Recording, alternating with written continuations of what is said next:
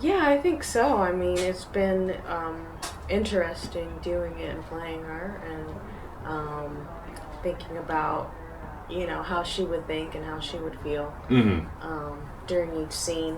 Kind of what would motivate her anger and um, what would motivate her wanting to connect with you, Mm-hmm. since she hasn't wanted to connect with other people.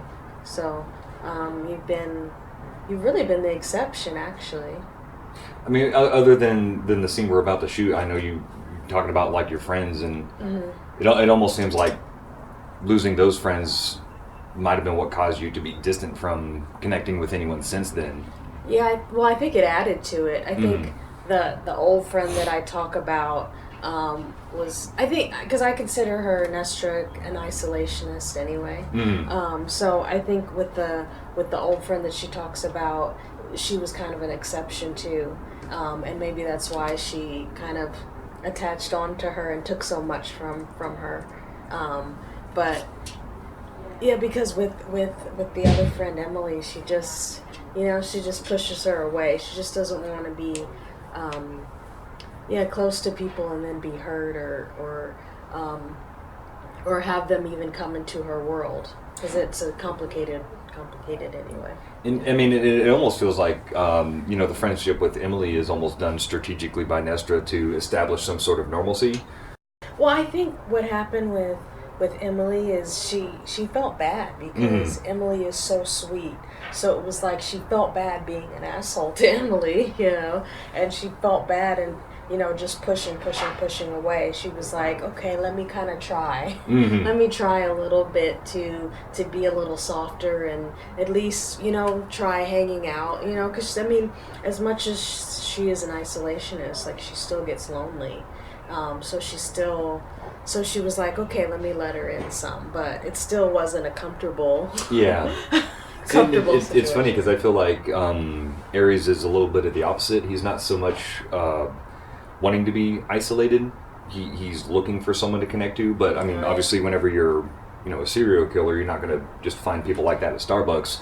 Yeah. So I think whenever he finds you, he's just like so excited, like, oh my god, someone else that Yeah. does the same thing. That's true. And I felt like that kind of opened him up why he was so open to Emily, and with you telling him about your old friends who are serial killers, he probably assumes that everyone you're actually friends with are serial killers, and I could see him thinking the same with Emily, like, oh, this girl's nice, I bet she's a killer.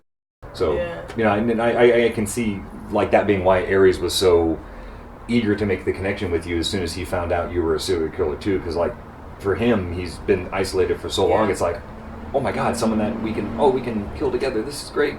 Yeah. But yeah, it definitely makes for an interesting dynamic because it's something that we don't really hear about, but it's probably a lot more common than what you would realize, because I'm sure everybody has that darkness inside of them that doesn't necessarily ever come out.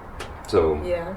That's true. People don't know kind of what they're capable of until it happens, and then they kind of either go on that path or they choose not to go on that path. So it makes sense that because people do seem to connect that have that similar mm-hmm. interest or similar path, and so yeah, I don't know how common it is, but it makes sense. Like if as long as they found out Yeah, that well, it's the kind of you have to find because we normally if we met we wouldn't have known, so it was just the circumstances of it happening at the same time that we were able to find out the intimacy of how we met, of the circumstances. mm-hmm. It was like so that was just kind of a powerful thing to realize, oh wait, there's someone like me, kind of Yeah. that feeling that, oh, I'm not.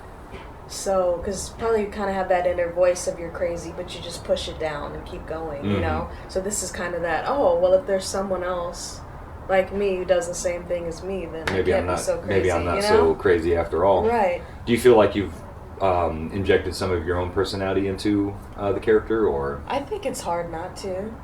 yeah? Just because, I mean, I can be a bit of an isolationist too. So, I mean, I immediately was like, okay, I understand Mhm. that part of it, and I understand kind of with the Emily, like the pushing away, but still wanting to connect, Mhm.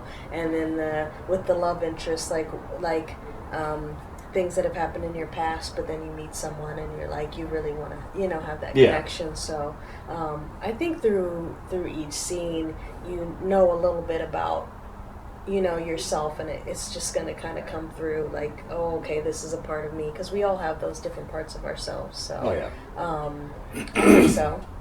I think so.